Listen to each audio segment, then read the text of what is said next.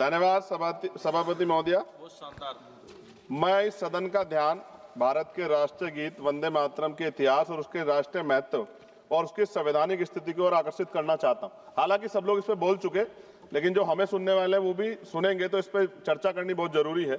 वंदे मातरम कोई साधारण गीत नहीं है, ये भारत की आजादी की लड़ाई का सबसे प्रचलित उद्घोष रहा है।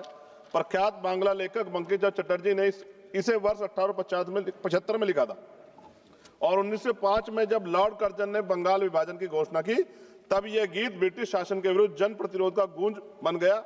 ब्रिटिश पुलिस जब भारतीयों की आवाज दबाने के लिए लाठी चलाती थी, गोलियां दागती, तब हमारे क्रांतिकारी नायक नायिकाएं वंदे मातरम गर्जना से आसमान गुजा देते थे। अनेकों वीरों ने फांसी के तख्ते पर चढ़ते हुए गोलियों का सामना करते हुए अंतिम शब्द वंदे मातरम ही कहे थे। इतना ही नहीं, अंग्रेजों ने इस गीत से इतने भयभीत हुए कि उन्होंने इस पर प्रतिबंध लगा दिया। सभापति महोदय, साल 1937 में जब राष्ट्रगान तय करने का प्रश्न उठा तो इसके लिए एक समिति बनाई गई। तो साल 1937 में बनी वह 3 सदस्यीय समिति, जिसमें नेहरू जी, नेताजी सुभाष चंद्र बोस और गुरुदेव रविंद्रनाथ टैगोर जैसे महानायक शामिल थे। और टैगोर जी की सलाह पर वंदे मातरम के पहले 2 अंतरों को राष्ट्रीय गीत के रूप में स्वीकार करने की अनुशंसा की गई।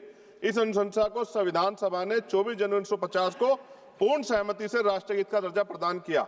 ऐसे में आज उसकी स्थापित, स्वीकृत और सर्वमान्य स्थिति पर अनावश्यक विवाद खड़ा करना न केवल इतिहास के तथ्य और संविधान की मर्यादा के विपरीत है, बल्कि यह उन महान विभूतियों, विशेषकर बोस जी और रविन्द्रनाथ टैगोर का भी अपमान है, जिन्हें आज भाजपा स्वयं अपना आदर्श बताती। मुझे याद है कि प्रधानमंत्री जी, पूर्व का जो पश्चिम बंगाल का चुनाव हुआ था, माननीय प्रधानमंत्री जी टैगोर जी का लुक धारण करके हमने सबने देखे। ऐसे में उन्हें टैगोर जी की स्पष्ट सलाह पर निर्धारित राष्ट्रीय गीत की स्थिति पर सवाल उठाना उनके विचारों और उनके ऐतिहासिक समिति दोनों के प्रति असम्मान की श्रेणी में आता है। माननीय सभापति जी, 24 जनवरी 1950 को संविधान सभा द्वारा राष्ट्रीय गीत घोषित किए जाने के बावजूद यह भी सत्य है कि संविधान में अनुच्छेद 51A के तहत राष्ट्रगान जन गण मन का सम्मान करना अनिवार्य है, जबकि वंदे मातरम के लिए कोई संवैधानिक बाध्यता नहीं बनाई गई। इसलिए वंदे मातरम का सम्मान हमारे नैतिक कर्तव्य है, लेकिन किसी भी नागरिक पे से अनिवार्य करना संविधान की भावना के अनुरूप नहीं। और हम संविधान को मानने वाले लोग हैं। हमारे महान स्वतंत्रता सेनानियों ने एक ऐसा भारत चाहा था जहां देशभक्ति, स्वतंत्रता और सबकी आस्था तीनों का सम्मान साथ साथ रहे। वंदे मातरम इस देश की आत्मा में बसता है, परंतु देशभक्ति को किसी एक नारे, एक गीत या एक प्रतीक तक सीमित करना भी उचित नहीं।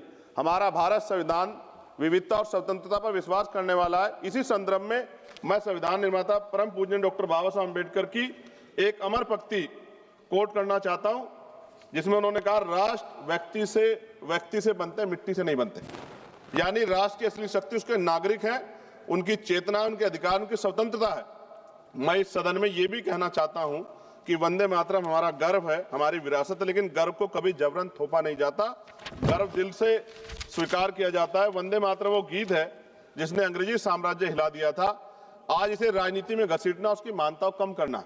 वंदे मातरम हमें जोड़ता है, तोड़ने की पहचान भी बताता। जब इसे हथियार बनाए और उनकी नीयत देश नहीं, सिर्फ आपकी अपनी राजनीति चमकाना हो। सभापति महोदय, आज भी अगर कहीं आंदोलन होता, मैं एक अधिवक्ता हूं, उत्तराखंड के देहरादून में अधिवक्ता 29 दिन से कड़क ठंड में बैठे हैं, इसी गाने को, इसी राष्ट्रगीत को गुनगाते हुए आंदोलन कर रहे हैं कि हमें सरकारी चैम्बर सरकार उत्तराखंड की दे।